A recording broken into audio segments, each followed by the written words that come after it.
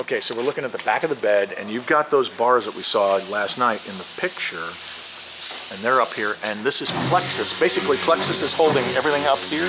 The plexus is actually between the aluminum and the composite, and then this is just a fiberglass layup, basically just to wrap them and kind of seal everything. Okay. And of course, you've got the bolt holes there.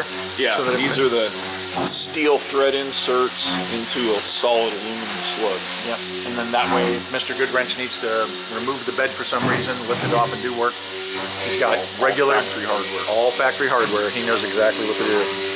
Very nice. And then over here, we've got, we're prepping for Line-X or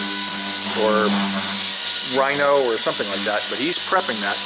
And this is what I like about this, is that I've seen my Line-X being done, and they do a quick job. He's doing an intense job to make sure that everything is all scuffed up for it. And yeah, even with the job that they did for Line-X, as much as he's doing right here, yeah, it's all gonna bond, I imagine, right to it. This is amazing. And we had talked before about this being black on the interior here, so that if the Line-X runs off, or Rhino or whatever we're talking about, if it rubs off, we've still got black. Right. So it'll still look regular. And it's just gonna look badass. The other thing, that this is gel coat, it's not paint that's on there now. Okay. So the gel coat is very slippery.